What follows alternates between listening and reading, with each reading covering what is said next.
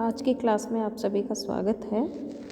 आज हम कार्यपालिका के कार्यों के बारे में चर्चा करेंगे। पिछली क्लास में हमने कार्यपालिका के प्रकारों का अध्ययन किया था। कार्यपालिका के कार्यों के बारे में चर्चा करने से पहले हमारे लिए ये जानना जरूरी है कि वर्तमान में राज्य का जो स्वरूप है वो जन कल्याणकारी हो चुका है। तो राज्य का जो कार्य क्षेत्र है इसमें बहुत वृद्धि हुई है और ये वृद्धि वाले जो कार्य हैं ये सारे कार्य कार्यपालिका के क्षेत्र में आते हैं। तो सबसे पहला कार्यपालिका का कार्य हम देखें तो वो है प्रशासन संबंधी कार्य। प्रत्येक राज्य का सबसे प्रमुख कार्य होता है राज्य में शांति और व्यवस्था बनाए रखना। ये कार्य कार्यपालिका के द्वारा ही किया जाता है। इसके अतिरिक्त व्यापार और यातायात, शिक्षा और स्वास्थ्य से संबंधित जितनी भी सुविधाएं हैं उनकी व्यवस्था करना, कृषि पर नियंत्रण आदि कार्य कार्यपालिका के द्वारा ही किए जाते हैं। इन कार्यों के संपादन हेतु कार्यपालिका द्वारा बहुत बड़ी संख्या में राजनीतिक और प्रशासनिक नियुक्तियां की जाती है और इन अधिकारियों की पदोन्नति, अवनति और पदच्युति का कार्य भी कार्यपालिका ही करती है। पदाधिकारियों की नियुक्ति और उन्हें निर्देश देने के कार्य के माध्यम से कार्यपालिका वास्तविक प्रशासन पर बहुत नियंत्रण रखती है। दूसरा प्रमुख कार्य है कार्यपालिका का वैदेशिक संबंधों का संचालन। वर्तमान समय में वैज्ञानिक प्रगति और राजनीतिक चेतना ने वैदेशिक संबंधों के संचालन को अत्यधिक महत्वपूर्ण बना दिया है और राज्य की ओर से वैदेशिक संबंधों का संचालन कार्यपालिका के द्वारा ही किया जाता है। इस कार्य के अंतर्गत कार्यपालिका विदेशों में अपने देश के प्रतिनिधि नियुक्त करती है, दूसरे राज्यों के साथ राजनीतिक, सामाजिक, आर्थिक और सांस्कृतिक संधियां संपन्न करती है, विभिन्न अंतर्राष्ट्रीय सम्मेलनों में भाग लेती है। इसके अलावा व्यवस्थापिका विदेश नीति पर नियंत्रण रखती है, किंतु वैदेशिक संबंधों के संचालन में विशेषज्ञता, गुप्तता और चातुर्य की आवश्यकता होने के कारण सामान्यतया व्यवस्थापिका जो है वो वैदेशिक संबंधों में कम भाग ले पाती है और वास्तविक संचालन कार्यपालिका के द्वारा ही किया जाता है। तीसरा महत्वपूर्ण कार्य है सैनिक कार्य। सामान्यतया राज्य की कार्यपालिका का जो प्रधान होता है वो सेनाओं के सभी अंगों के प्रधान के रूप में कार्य करता है, चाहे वो थल सेना हो, जल सेना हो या वायु सेना हो। और विदेशी आक्रमण से देश की रक्षा करना भी कार्यपालिका का महत्वपूर्ण कार्य होता है।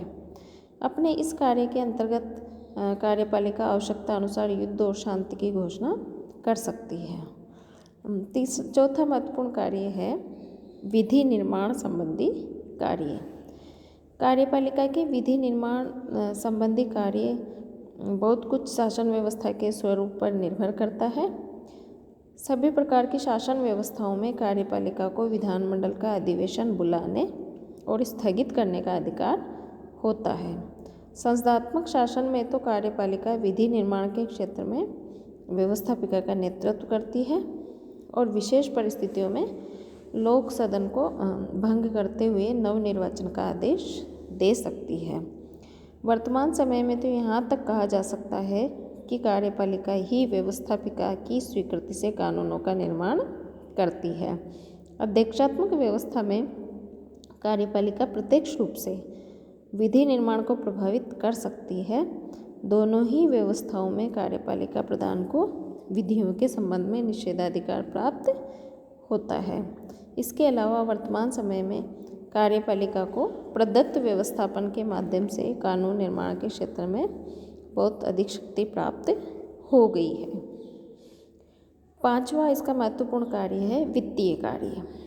यद्यपि वार्षिक बजट जो होता है उसको स्वीकृत करने का कार्य व्यवस्थापिका द्वारा किया जाता है, किंतु इस बजट का प्रारूप तैयार करने का कार्य कार्यपालिका ही कर सकती है।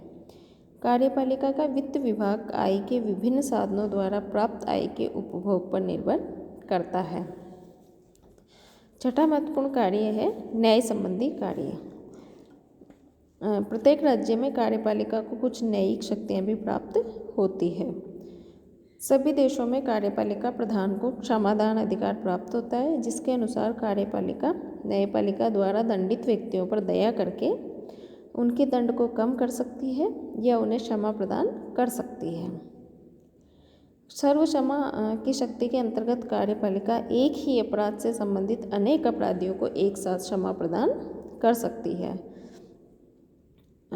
इसके अतिरिक्त वर्तमान समय में कार्यपालिका के सामान्य निरीक्षण के अंतर्गत कार्य करने वाले सरकारी विभागों को अर्ध न्यायिक कोटि के व्यापक अधिकार प्रदान किए गए हैं। तो इस तरह से हम कह सकते हैं कि कार्यपालिका न्याय संबंधी कार्यों में भी भाग लेती है। सातवां इसका जिसमें विविध कार्य हैं, विविध कार्यों के अंतर्गत हम कह सकते हैं कि कार्यपालिका को उपाधियां वितरित करने का अधिकार होता है। कुछ देशों में विशिष्ट सेवा के बदले पेंशन या अन्य प्रकार से सहायता देने का अधिकार भी कार्यपालिका को होता है। वस्तुतः जन कल्याणकारी राज्य की विचारधारा के कारण हम कह सकते हैं कि कार्यपालिका के कार्यों में निरंतर वृद्धि होती जा रही है। तो ये है कार्यपालिका के कार्य।